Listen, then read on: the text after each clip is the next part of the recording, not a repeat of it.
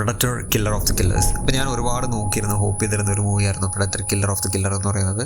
And this actually അടിപൊളിയാണെന്ന് പറയാം. കാരണം ഇതിൻ്റെ ട്രെയിലർ വന്നു കഴിഞ്ഞപ്പോൾ ഒരുപാട് നെഗറ്റീവ് കമൻറ്റ്സ് ഉണ്ടായിരുന്നു അതിനകത്ത്. ബട്ട് ആ ഒരു മൂവി കണ്ടു കഴിയുമ്പോൾ ഫുള്ള് നമ്മൾ സീറ്റഡ് ത്രില്ലർ എന്ന് പറയുന്ന രീതിയിൽ ഇരുന്ന് കാണാൻ പറ്റുന്ന ഒരു ഐറ്റമാണ് പ്രൊഡക്ടർ കില്ലർ ഓഫ് ദി കില്ലർ എന്ന് പറയുന്നത്. അപ്പോൾ ഇതിൻ്റെ ഒരു ആനിമേഷൻ സ്റ്റൈൽ എന്ന് പറഞ്ഞാൽ നമ്മുടെ ആർക്കെയിൻ ആ ഒരു ഇതിൻ്റെ സെയിം ആനിമേഷൻ സ്റ്റൈൽ തന്നെയാണ് ഇതിൽ യൂസ് ചെയ്തിരിക്കുന്നത്. അതുപോലെ തന്നെ ഇതിൽ ഫൈറ്റ്സ്, ഇതിലെ സ്കോർ യൂസ് ചെയ്തിരിക്കുന്നത് എല്ലാം ഗംഭീരമാണ്. അതുപോരാതെ എനിക്ക് തോന്നിയത്, എനിക്ക് ഭയങ്കര ഇഷ്ടപ്പെട്ടത് ഇതിൻ്റെ ആ ഒരു ഫസ്റ്റ് കാണിക്കുന്ന ഒരു നോർഡിക്, അതായത് വൈക്കിംഗ് ഇറയാണ് കാണിക്കുന്നത്. അവിടെ ഒരു ഷീൽഡ് മെയ്ഡൻ്റെ സ്റ്റോറി പറഞ്ഞിട്ടാണ് പോകുന്നത്. ദെൻ അഗൈൻ ആ ഒരു ചാപ്റ്റർ കഴിഞ്ഞ് കഴിയുമ്പോൾ നെക്സ്റ്റ് ആയിട്ട് വരുന്ന ഒരു ജാപ്പനീസ് സാമുറായി ഇറയാണ് കാണിക്കുന്നത്. അത് കഴിഞ്ഞിട്ടുള്ളത് ഒരു മിലിറ്ററി നേവി ഇതിൻ്റെ ഇതാണ് കാണിക്കുന്നത്. അപ്പോൾ ഈ 3 സ്റ്റോറീസും കണക്ട് ചെയ്തിട്ട് ഒരു സിംഗിൾ സ്റ്റോറി ആയിട്ടാണ് ഇതിൽ കാണിക്കുന്നത്.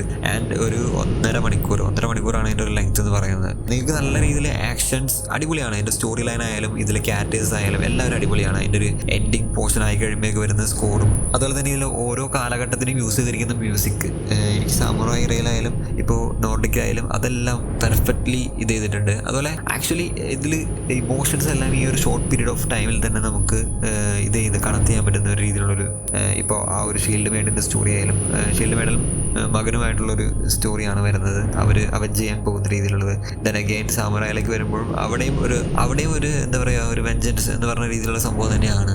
ഒരു ബ്രദർ വേഴ്സസ് ബ്രദർ സംഭവം വരുന്നു.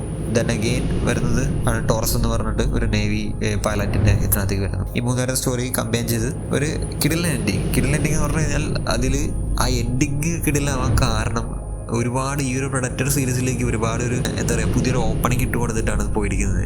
ഇതിൽ യൂസ് ചെയ്തിരിക്കുന്ന സംഭവമാണ് ക്രയോ സ്ലീപ്പ് എന്ന് പറഞ്ഞാൽ ഇതിനു മുമ്പും പ്രൊഡക്ടറിനകത്ത് യൂസ് ചെയ്തിട്ടുണ്ട്. അപ്പോൾ അതിൻ്റെ ഒരു ഗുണം എന്ന് പറഞ്ഞു കഴിഞ്ഞാൽ ക്രയോ സ്ലീപ്പിൽ കിടക്കുന്നവർക്കൊക്കെ ഏജ് ആവില്ല, നമുക്ക് എപ്പോഴെങ്കിലും അവരെ ഉണർത്താം എന്നുള്ള രീതിയിലുള്ള സംഭവമാണ്. അപ്പോൾ പിന്നീട് ഈ ഒരു 3 ജനറേഷനിൽ നിന്നുള്ള 3 കാലഘട്ടത്തിൽ നിന്നുള്ള ആൾക്കാരെയും യൂസ് ചെയ്ത് അവിടെ ഒരു ഫൈറ്റും സംഭവങ്ങളൊക്കെ ആയിട്ട് ഇതിൻ്റെ ഒരു ക്ലൈമാക്സ് വരുന്നു. ദെൻ അഗെയിൻ ലാസ്റ്റ് ഒരു ഇതിനകത്ത് ഒരു കിടിലൻ ക്ലിഫ് ഹാങ്ങർ സംഭവം, അതൊരു പ്രേ 2 ഉള്ളൊരു ചാൻസ് ഉണ്ടെന്ന് കാണിച്ചുകൊണ്ടാണ് ഇതിൻ്റെ ഒരു എൻഡിങ് നിർത്തുന്നത്.